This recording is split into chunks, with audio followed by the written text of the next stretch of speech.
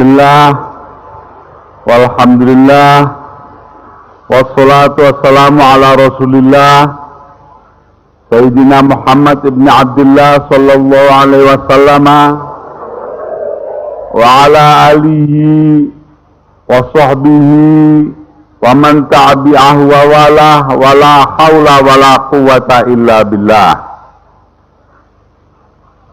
Ulama anal kiram wa habaibana al-afadil wa zu'ama'ana al-'izza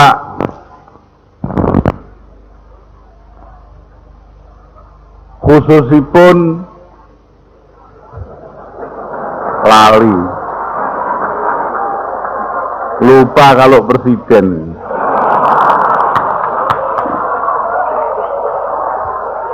ya ini oleh-oleh milihmu balik jadi presiden.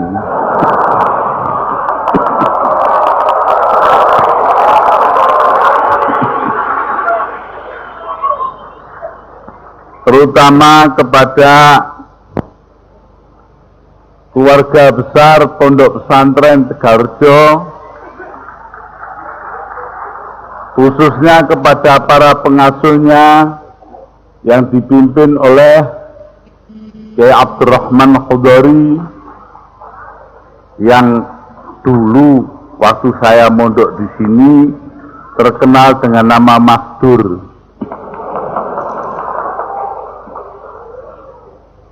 Sampai hari ini pun saya manggilnya Mas Dur. Karena saya ini lulusan Pondok Tegarjo.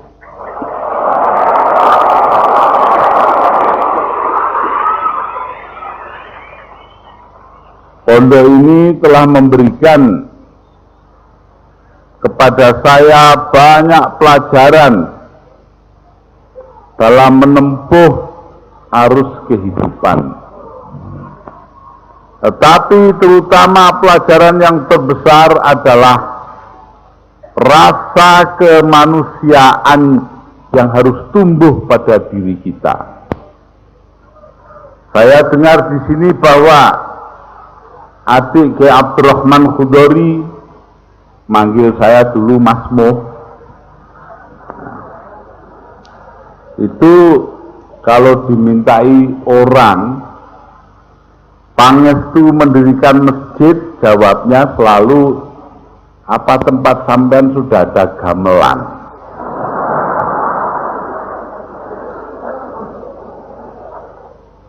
Dan kalau dijawab belum, jawabnya sudah beli gamelan saja, masjid gampang nanti berdiri sendiri.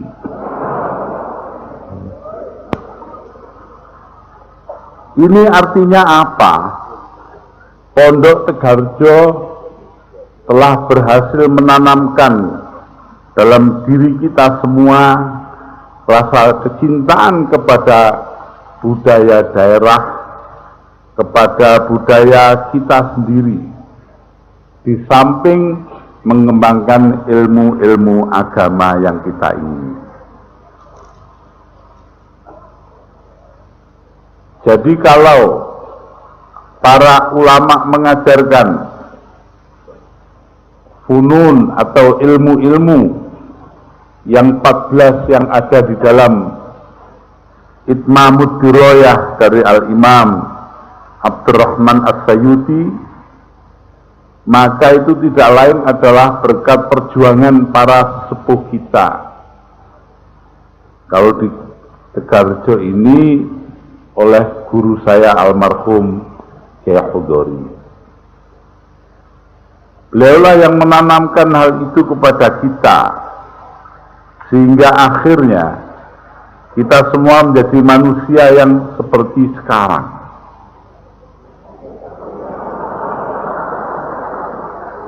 Kalau kita baca risalah doktor dari Saudara Bambang Pranowo di Amerika Serikat, di Australia, ya, jelas betapa orang-orang yang dulunya dianggap ndalbo, dianggap tidak karu-karuan, dimong oleh almarhum Kiai Khudori, sampai akhirnya menjadi muslim yang standar.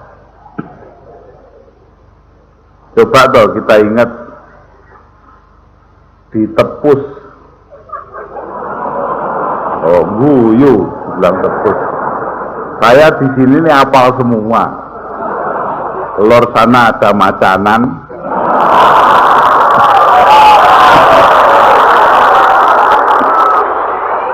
kidul sana ada Tejo Mulyo. Kalau kita ke timur terus ke Balak, apal kabeh. Apalagi dekat sini ada desanya Kiai Idris, namanya Pekalongan. Ya ini semua apal, saya lama di sini 2 tahun setengah. Apal adiknya Kiai, ada yang jahit namanya Dendul, entah masih hidup entah masih tidak. Nah, semuanya itu masih ingat semua kok saya itu. Yang tidak pernah saya buka-buka cuma belingnya saja. Tetapi bahwa dengan kemanusiaan yang tinggi, akhirnya almarhum Kiai Khudori berhasil membawa mereka kepada standar keislaman yang kita kenal, tanpa menghilangkan budaya daerah mereka. Ini yang menurut saya paling penting. Kalau tadi Kiai Abdurrahman Khudori, yang Kiai ya harus dipanggil Kiai, masa tetap Mas saja. Itu bercerita bahwa dari zaman Wali Songo, bahkan ditarik dari zaman Sunan Raden Rahmatillah, maka ilmu-ilmu yang dibawa oleh para kiai itu adalah bagaimana memadukan budaya daerah dengan ajaran agama sekaligus. Ini yang dulu. Kita ingat zaman Kiai almarhum Kiai Khudori Tegarjo. Tidak pernah imtihan kalau tidak ada bosen. Tidak ada model-model budaya setempat. Padahal kalau orang lain imtihan itu ya isinya cuma muhadharah, pidato-pidato, ya, mau izah hasanah katanya zaman sekarang. Katanya mau izah hasanah itu nasihati mbok hasanah.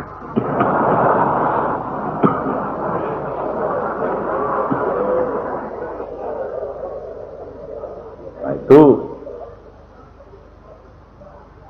dulu itu begitu, di alun-alun sebelah lor sini ini dulu namanya Pak Zaid, pinter naik sepeda sirkus itu. Ya. Nah sebagian saya tuh nonton boxen, nonton sirkus itu, ya bagian nonton-nonton sajalah. Ya. Itu semua ya kita jalani di pondok ini karena kiainya menghendaki antara budaya daerah dan agama itu menjadi satu, tidak terpisah-pisah. Ini warisannya para wali songo yang terpelihara terus di pondok-pondok pesantren.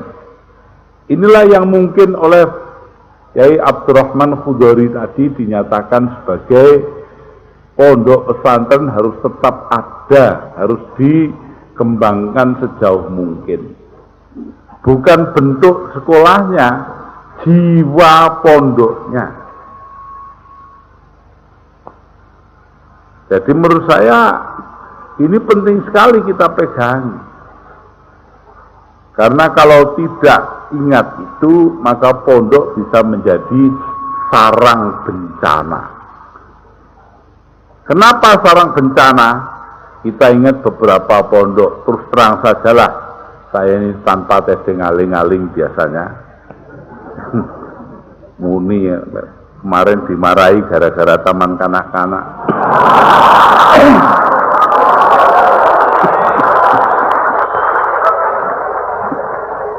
Tanpa testing aling-aling saya bilang, Pondok Ngruki yang dipimpin oleh Sungkar itu melupakan ajaran nenek moyang kita. Quran hanya diambil separuh, hadis diambil separuh, ajaran ulama dilupakan, tinggal kereng dan kejemnya saja. Padahal pondok yang besar-besar seperti Pondok Tegarjo ini, tasamuh atau toleransinya kepada orang lain sangat besar. Hari ini saya membawa kemari tamu dari Amerika, yaitu saudara Tajuddin Hamad. Ini orang Sudan, hati-hati cara Arab sama dia. Ngomong Arab keliru, awas. Tapi juga di samping itu beliau dibarengi oleh Reverend Kwak, seorang pendeta agama lain di luar Islam. Nah inilah maziahnya pondok-pondok seperti Tegarjo ini, di mana tidak ada penolakan terhadap siapapun, sampai karena adrengnya bersatu semua pihak. Tadi Kiai Abdurrahman Khudori menyatakan yang penting urusan bangsa, perbedaan tidak penting, itu mafhumnya begitu. Sehingga NU Muhammadiyah apa itu tidak ada urusannya. Beliau itu menyantuni semua, sampai saking menyantuninya sampai tidak tahu kalau di rombongan saya ada Pak Matori Abdul Jalil, Ketua Umum PKB.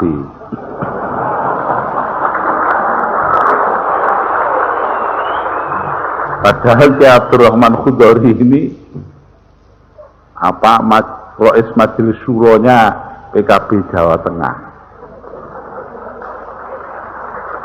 Ini ya saking adrengnya dengan yang bersifat nasional. Dan Pak Matori juga begitu, artinya mengimbangi tuntutan dari bawah itu dengan kiprah beliau untuk kepentingan nasional, sampai diarani dia itu pendukung Megawati Soekarno Putri dan bukan pendukung saya. Padahal saya yang minta Pak Matori untuk tetap mendukung Mbak Megawati sampai lebur. Ya sebabnya mudah saja, karena waktu itu saya sendiri pun menginginkan Mbak Mega menjadi presiden. Karena dasarnya bukan apa-apa, ini dasarnya karena usul fikih. Loh, ketawa. Padahal di fikih itu ada yadurul hukmu ma'illatihi wujudan wa adana. Hukum itu ada atau tidaknya tergantung kepada ilatnya. Lah ilatnya jadi presiden kan menang pemilu. Nah sing menang roh kan. Jadi kalau sekarang milih orang yang tidak menang pemilu jadi presiden, rasakno dhewe.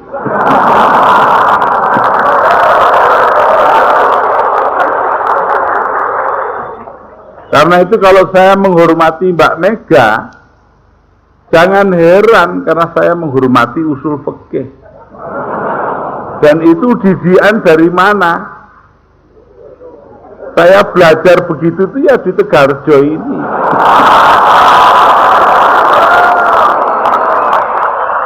Saya masih ingat tadi kurikulum yang dibilang oleh Kiai Abdurrahman Khudori,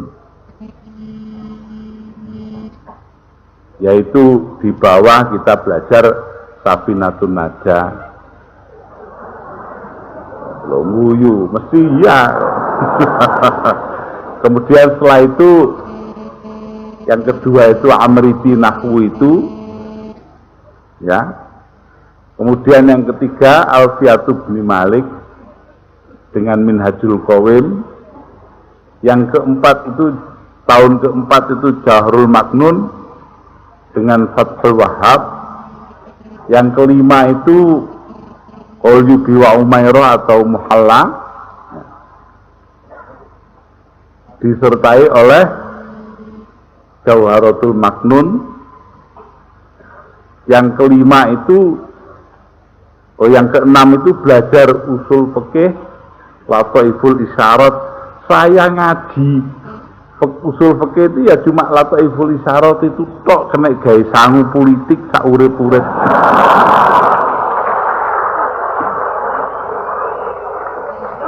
Dan itu pun belajarnya di sini belajar nyolong. Artinya nyolong bukan kelas saya. Kelas saya itu kan kelas 3. Tapi saya belajar Lataiful Isyarat, diam-diam dengerin. Ya. Di antara guru yang saya hargai di sini dulu adalah yang sangat mempengaruhi saya itu Mas Munir Tegal Randu, sudah wafat beliau. Mas Khalil Nusuan di barat itu loh, Kaliangkrik. Ya. Kemudian ada Mas Dul Haq yang akhirnya menjadi iparnya Mas Dur. Ya guru-guru itu guru saya dulu.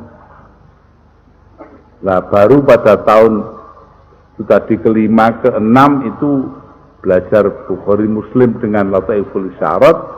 Tahun ketujuh baru belajar Ihya Ulumuddin 4 juz khatam bareng. Saya itu banyakan nyolong. Bukan kelasnya tapi mempelajari itu. Sambil membaca buku-buku lain.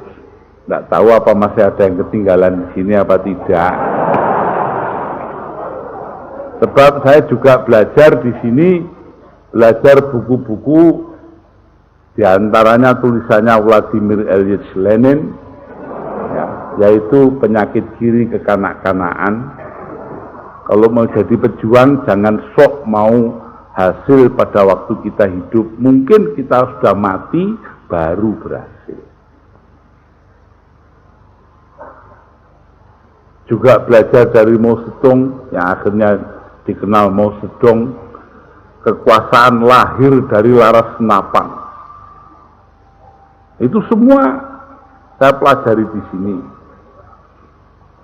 Entah, yaitu sekali lagi apa entah masih ada entah enggak buku-bukunya di sini. Saya tinggal pokoknya di sini. Tapi di samping itu saya juga membaca cerita-cerita silat.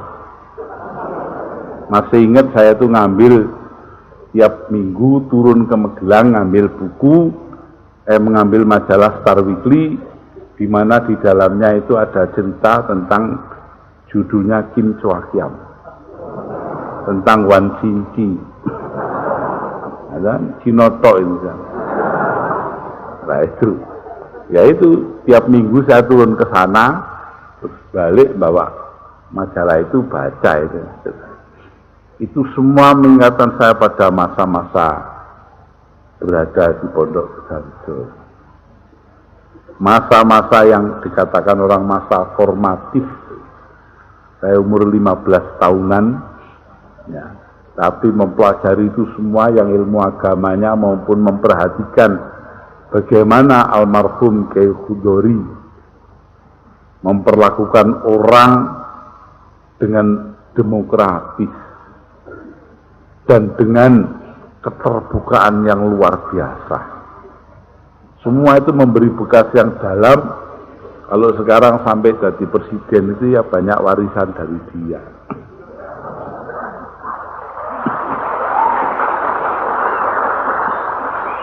Jadi karena itu kalau dikatakan pondok pesantren itu mewariskan sesuatu yang berharga, betul. Semangatnya itu loh. Karena semangat pendidikan di negeri kita yang tadinya itu dikuasai orang-orang kolonial, akhirnya menjadi begitu buruk. Gila harta, gila kedudukan, gila sembarang kalir itu. Kan begitu ta Indonesia itu kan begitu. Presiden pertamanya katanya gila wanita, presiden keduanya gila harta, presiden ketiganya gila sungguhan, presiden empatnya gila ndak karu-karuan.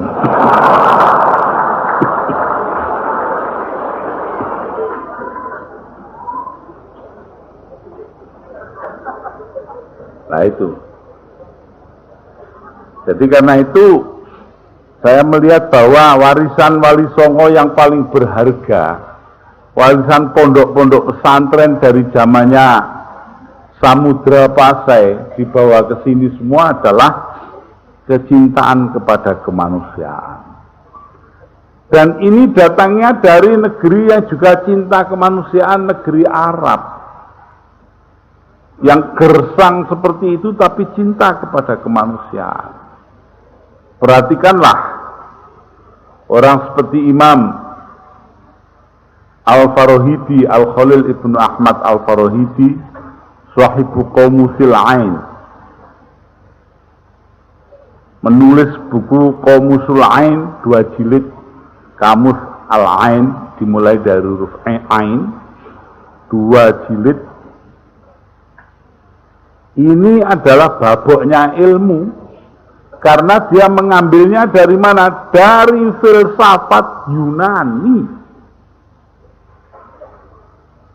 Imam Khalil yang tiap 3 hari sekali khatam Quran dengan cucuran air mata, ternyata di dalam kamusnya menunjukkan kemampuan menguasai filsafat Yunani. Loh, ini yang harus kita pelajari. Begitu juga seterusnya ke belakang. Beliau melahirkan murid-murid seperti penulis-penulis besar kita, Al-Jahiz, Kitabul Hayawan, yang 4 juz itu. Begitu juga Abul Abbas Al-Mubarrid dengan kitabnya Al-Kamil. Dan baboknya kitab Nahwu karangannya Imam Sibaweh. Itu semua murid-murid dari Imam Al-Khalil Ibnu Ahmad Al-Farahidi. Orang tua renta yang tiap 3 hari sekali khatam Quran dengan cucuran air mata, tapi tidak pernah melupakan budaya daerahnya. Budaya-budaya yang ada di daerahnya pada waktu itu, sehingga itu diwariskan oleh para ulama yang akhirnya membawanya ke tanah kita sekarang ini, Republik Indonesia. Jadi kalau melihat itu semua jelas bahwa tradisi keilmuan kita bersumber pada tradisi kemanusiaan. Tidak perlu galak-galak, menungso itu dididik menjadi yang baik. Saya punya guru Kiai Abdul Fattah Hasyim Tambak Beras. Sekeluar dari Tegalrejo ini saya ke Tambak Beras. Pada suatu hari sebagai keamanan saya menangkap orang, anak lah ya. Di sana istilahnya pondok itu fausiro, diusir. Saking nakalnya ndak karu-karuan. Nyolongnya itu ngalor ngidul. Salahnya cuma satu sebetulnya bedanya dengan saya. Saya kalau nyolong ndak pernah konangan, itu saja. Kalau itu konangan, ketekel, akhirnya diusir. Saya yang kebagian untuk matur ke kiai.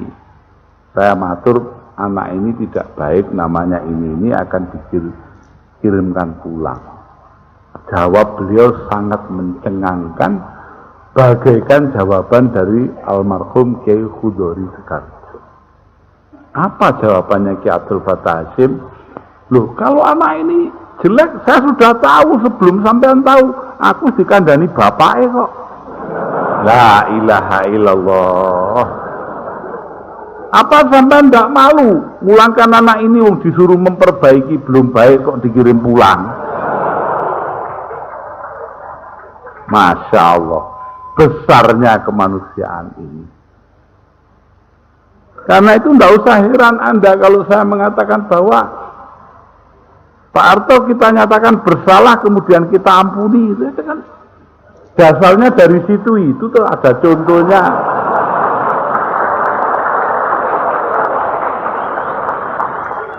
Sebab kalau salah semua juga punya salah kok repot-repot.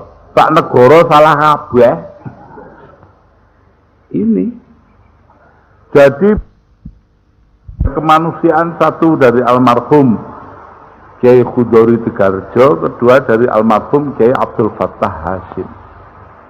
Mondok cuma di dua pondok ini, mondok teratur lah ya. Yang lain kan mondok posoan saja. Itu saya dapati bahwa tradisi kepondokan ini adalah tradisi kemanusiaan. Coba toh contoh, kita ambil contoh almarhum Kiai Khudori Tegarjo. Seorang anak dulu di sini ini nggak tahu sekarang ya, air itu datangnya dari atas pakai pelempem 4 kilo dari Tejomulyo sana itu. Saya juga sering ikut jaga pelempem. Ada anak nyolong bebek sampai ke atas, belah di atas, terus dimasak, dimakan bareng-bareng. Dikiranya tidak ada yang tahu. Ternyata bulunya bebek itu terus sampai turun ke bawah sini, mentok. Akhirnya keamanan juga tahu, lapor kepada kiai, ada orang nyolong bebek, nyolong mentok, dibelah di atas. Kiainya diam saja, seolah-olah tidak ada apa-apa. Anaknya yang sekarang menjadi kiai besar itu, ya, itu juga tidak ngerti kalau kiainya tahu. Sampai akhirnya ngaji naku, kalau dulu ya, Kiai Khudori itu ngajinya itu apa namanya, di Langgar itu, ya. Kemudian di sana beliau menerangkan dengan papan tulis, sudah itu namrin atau menanyai anak-anak. Yang ditanya itu duduk di lantai, kemudian kalau ditanya berdiri. Yang lain duduk di lantai, dia berdiri. Dengan tenang kiainya 2 bulan menunggu sampai dia menerangkan alam. Nama itu loh, ada proper noun, ada general noun, ada personal noun ya. Nah itu kiainya bilang, ya, alam itu ada 2 macam, alam jenis, alam syakhs. Nama jenis atau nama perorangan, nama apa, personal name ya. Nah kemudian diterangkan itu semua, lalu timbul pertanyaannya, coba sekarang fulan berdiri dia mendengarkan pertanyaannya itu apa. Ini bagian nyolong mentok tadi itu. Coba jawab, mentok itu alam syakhs apa alam jenis? Nama umum apa nama khusus? Langsung anaknya ndeprok jaluk sepuro di depan kiainya. Lo ya gini ini lo, ndak langsung muring-muring, ndak langsung marah-marah, bisa nyimpen 2 bulan kiainya itu ajar. Kalau tidak cinta kepada santrinya, tidak akan mungkin itu terjadi.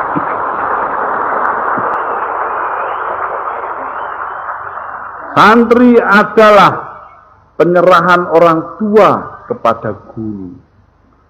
Jadi tidak boleh disia-siakan. Betul-betul guru digugulan, ditiru. Bukan seperti zaman sekarang itu banyak sekolah guru itu wagu tur saru.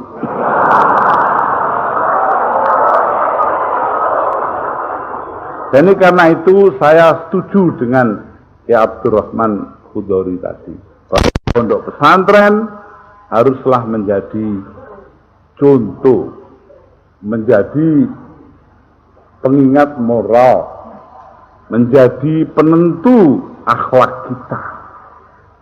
Itu pondok pesantren. Nah, bentuknya ya terserah pesantren yang mana. Mau pesantren Al-Jabar, pesantren ekonomi, pesantren ngaji hukum agama, pokoknya semuanya itu kan pesantren. Wong kata pesantren itu asalnya dari santri, seperti pecinan tempatnya Cino. Lah iya toh, pecinan itu di Cino, pesantren santri. Lah santri itu bahasa apa? Kan bukan bahasa Arab. Itu adalah bahasa Pali, santri, yaitu orang yang mengerti kitab suci. Loh, mengerti kitab suci artinya mengerti Al-Quran, turutannya atau ikutannya mengerti hadis. Untuk itu harus ada dasar. Orang ngerti itu adalah ulumuddin, ilmu-ilmu agama, apa yang dikatakan oleh Kiai Abdurrahman Khudori tadi sebagai aqwalul hukama, pendapat para ulama yang ada. Jadi karena itu kalau saya melihat bahwa memang pondok pesantren harus diteruskan, bukan bentuknya saja, tetapi yang lebih penting adalah isinya, yaitu tempat mendidik dan mengembangkan tanggung jawab yang besar. Karena itu kalau di mana-mana ada orang memahami tanggung jawab yang besar, ya namanya sudah di pesantren.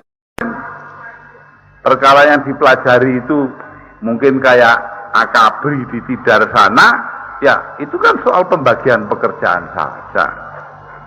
Yang penting kan soal apakah jiwanya itu ada rasa tanggung jawab atau tidak. Apakah orang itu berdasarkan kepada kemanusiaan atau tidak. Jadi karena itu para hadirin dan hadirat, saya tidak lain melihat bahwa warisan pondok pesantren itu besar sekali dan harus diteruskan. Saya sependapat dengan Kiai Abdurrahman Khudori tadi. Karena dengan demikian kita melihat bahwa di balik keantikan macam-macam, di sini dulu ada Mbah Hamid Kajoran. Itu menungso paling antik di dunia ya. Iya, paling aneh. Lalu duwe pondok punya pesantren kok namanya pesantren Bodo. Karena 3 orang, Mbah Muslim dan saya dan Mbah Hamid di situ. Katanya Mbah Hamid, Mas Muslim, aku harus mati. Saya mau mati, Mas Muslim. Ojo sik, ngesakno Gus Dur. Itu sebulan menjelang muktamar Jogja. Tunda sik, tunda. Lho ngoda orang mati kok turun nunda. Kalau ndak podo antiknya kan ndak bisa itu.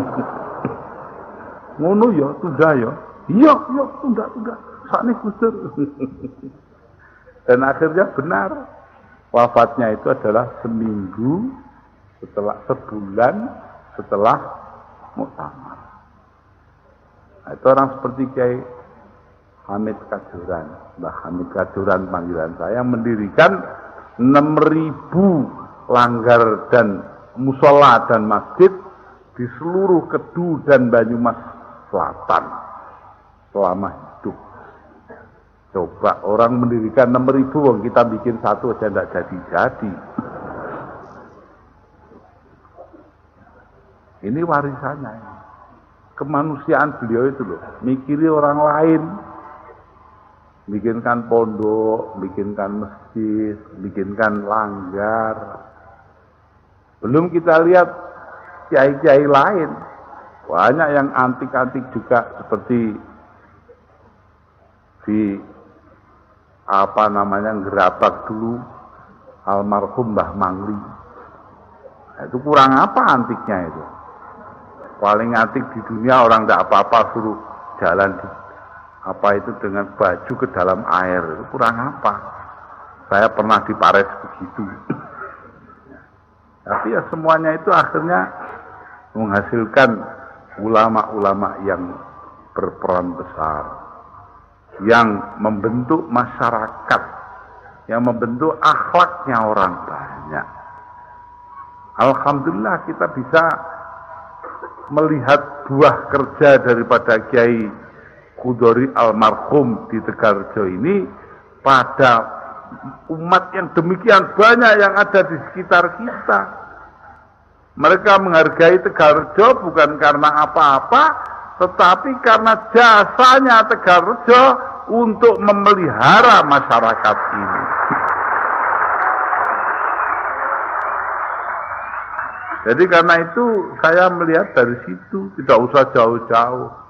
Mungkin Tegarjo tidak akan menghasilkan doktor, tidak menghasilkan ME, tidak menghasilkan sarjana. Kalau toh bahasa asing paling yang ngomongnya, yang satu ngomong Qul huwallahu ahad, satu jawab Allahu somad.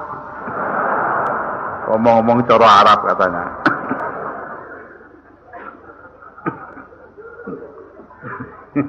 Jadi ini ya begitulah keadaan pondok itu. Tapi dengan keadaannya yang serba sederhana, serba kekurangan, alhamdulillah Pak Gubernur sudah menyetujui adanya air ledeng ke pondok ini. Berapa kali ini ditunda-tunda, tidak pernah dikasih izin hanya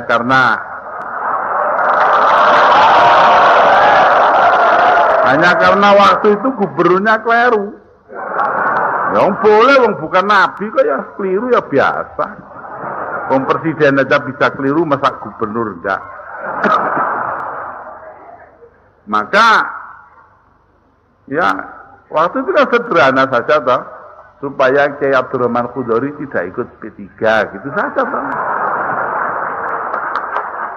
Alhamdulillah sekarang maka pondok ini telah menjadi rahmatan lil alamin.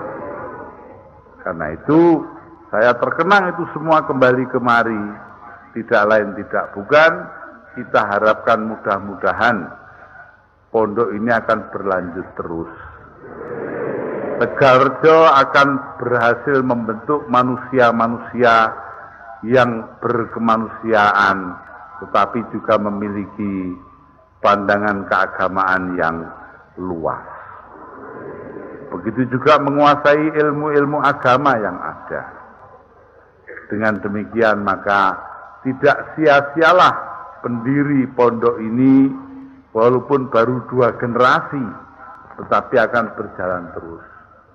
Beliau-beliau itu membawakan misi merubah masyarakat dengan cara beliau-beliau sendiri, mewarisi Joko Tingkir di Pringgoboyo dan para wali 9 di Jawa. Tapi ini juga mengambil dari tempat-tempat lain. Ini karenanya maka saya tidak lain tidak kurang, mudah-mudahan kita bisa memelihara pesantren ini menjadi pesantren yang besar, yang banyak manfaatnya bagi masyarakat daerah ini, dan terutama menghasilkan keluaran-keluaran yang semuanya menjadi kiai. Allahumma amin. Karena itu saudara-saudara, saya ini cukupkan pidato itu di sini karena saya tidak dalil, presiden kok dalil.